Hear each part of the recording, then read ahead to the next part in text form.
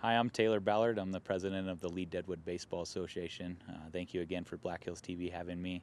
Just wanted to talk about a little bit of a recap on our 2025 season. Our summer baseball season was incredibly successful. We had teams from T-ball all the way up through majors this year, which was very nice. We had a lot of good coaches: Alex Meehan, Kristen Webb, John Keene came out of retirement to help coach. Dan Side's been excellent, and then Dan Van Bibber also helped coach this year.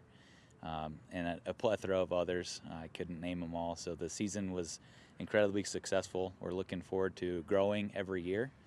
If you include our spring high school baseball season, we had right around 100 kids through our program. We take really a lot of pride in keeping our registration fees to a minimum so that kids can come and worry about playing baseball rather than having to do fundraising, things like that. We had a really great joint opening ceremony with softball this year. It's been the third year in a row that we've done a joint opening ceremonies with softball and baseball.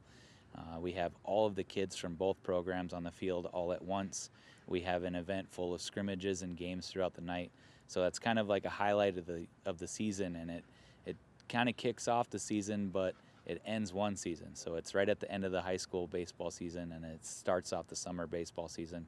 It's just a really good event. We get a lot of sponsors and donors to give everybody free hot dogs and chips and things like that. And then, of course, Rob has got his great concession stand here for it. So really thankful for that. Looking forward to doing it again next year. And just some forward-looking things. Obviously, American Legion baseball always looms above everybody's head. So we're going to be really trying to focus on having American Legion baseball in Lead-Deadwood again. It's been a long time since it's been successful, but it's something we're looking forward to accomplishing. Our T-ball teams, we had two this year, basically somewhere between 20 and 30 kids every week.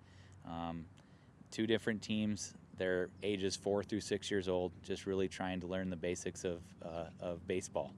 And it's fun because a lot of people are around, a lot of kids are excited.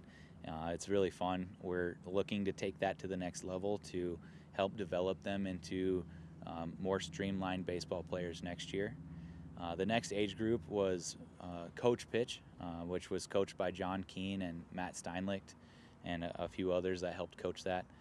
John has been a very great asset to our baseball program for many, many years.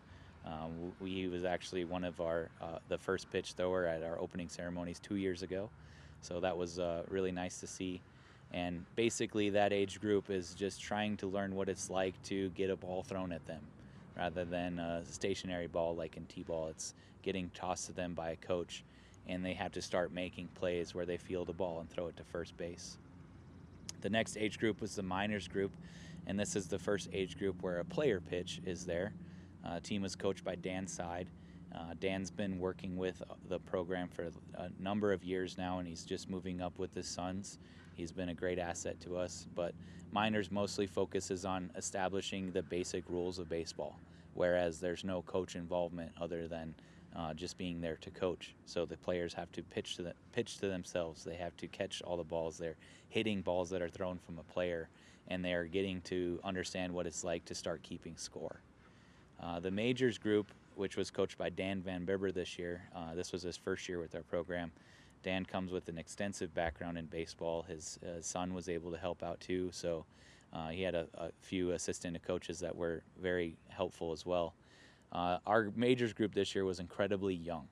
Typically it's 11 and 12-year-olds, with mostly being 12-year-olds, but our group had some 10-year-olds and a lot of 11-year-olds, so they were having to play against teams that had a little bit more experience than them. And the big group, or the big gap that goes from minors to majors, is going to 70-foot bases, which also allows for these kids to have a leadoff before a pitch is delivered, so they can actually leave the base before the pitch crosses home plate.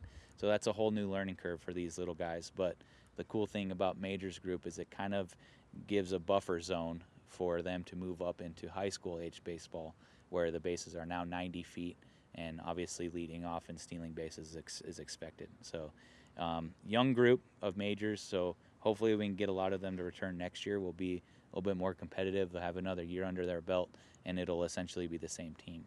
So that'll be nice to see. Thank you again for having me.